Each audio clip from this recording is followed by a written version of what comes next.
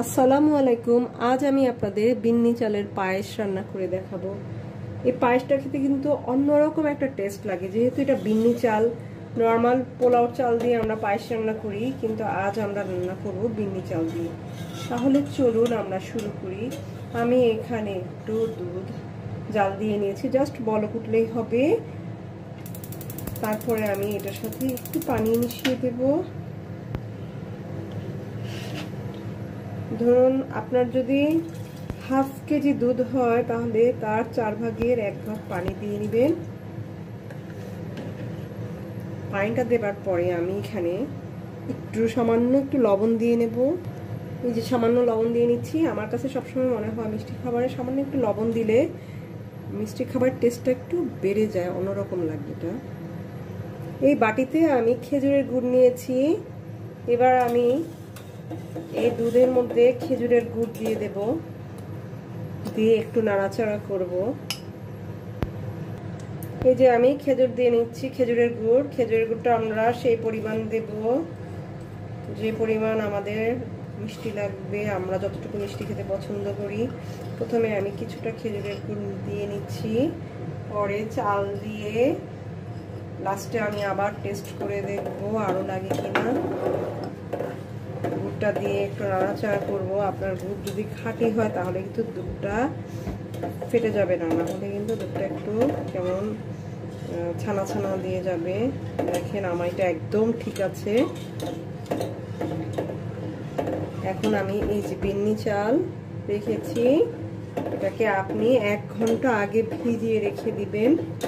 তারপরে আপনি এটাকে এই যে এখন এই দুধটার মধ্যে আমি এটা দিয়ে নাড়াচাড়া করতে থাকবো। চালটিকে আমরা ঢেলে নিচ্ছি।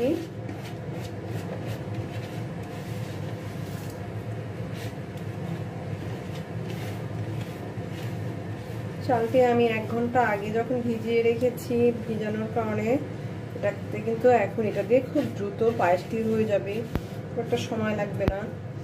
আপনারা একটু সময় করে পায়েসটা করবেন, করে খেয়ে দেখবেন। পায়েসটা খেতে সত্যি একটু অন্যরকম লাগবে, যেহেতু এটা বিন্নি চাল, না খেলে আসলে এটা বোঝা যাবে না।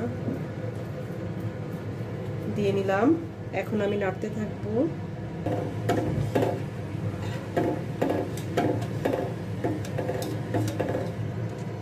এটাকে কিন্তু আপনার একটু পরপরই নাড়তে হবে, না নাড়লে নিচে লেগে যাবে, তাই আমি নাড়ছি একটু পরপরই।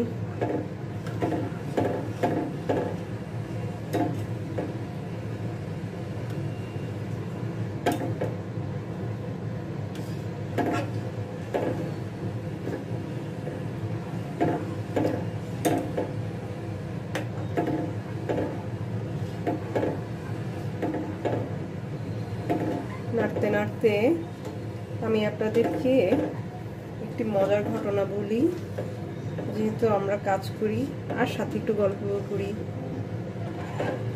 আমি সেদিন গিয়েছিলাম একটু নিউ মার্কেটে, হঠাৎ শুনছি খুব চিৎকার চেঁচামেচি হচ্ছে। আমি চিন্তা করলাম এরকম চিৎকার চেঁচামেচি কোথায় হচ্ছে।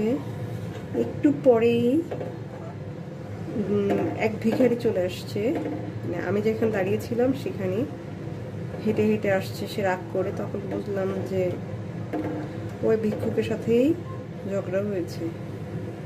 তো উনি নিজেই দেখলাম বলল আরেক ভিক্ষুকের কথা, রাগ করে সেই ভিক্ষুকের কথা বলছে যে হ্যাঁ ও কি রকম, ও তো একটা বড় খয়রাতি দেখেই তো ও এরকম করে।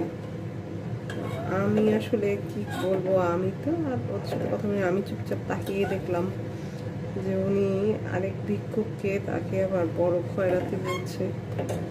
যাই হোক, শুনলাম দেখলাম, বকাবকি দেখে আসলাম একটু। মোটামুটি এটা হয়ে এসেছে। আমি আবার এটা যখন হয়ে আসে তখন একটু ডাল ঘুটনি দিয়ে কিছুটা ঘুটে নেই। কিছু কিছু তখন দেখা যায় একটু আস্তা থাকবে, আবার কিছু গলে যাবে। এটা খেতে একটু অন্যরকম টেস্ট লাগবে। ফুটে নিচ্ছি।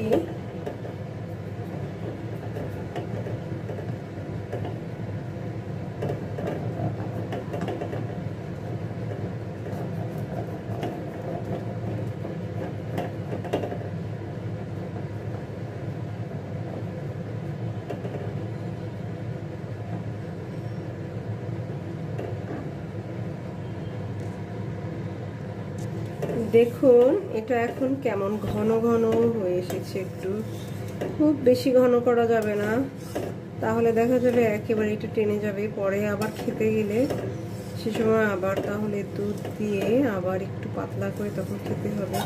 যাই হোক, আপনাদেরকে একটা টিপসও আমি বলে দিলাম। আমার বিন্নি চালের পায়েসটা কিন্তু রেডি হয়ে গেছে। এই যে দেখুন সুন্দর ঘন হয়েছে। আপনাদের সুবিধার জন্য আমি একটু দেখাচ্ছি আপনাদের। আর ঘন করতে হবে না, হয়ে গেল আমাদের বিন্নির পায়েস। আমার সাথে থাকার জন্য আপনাদেরকে অনেক অনেক ধন্যবাদ। ভালো থাকবেন।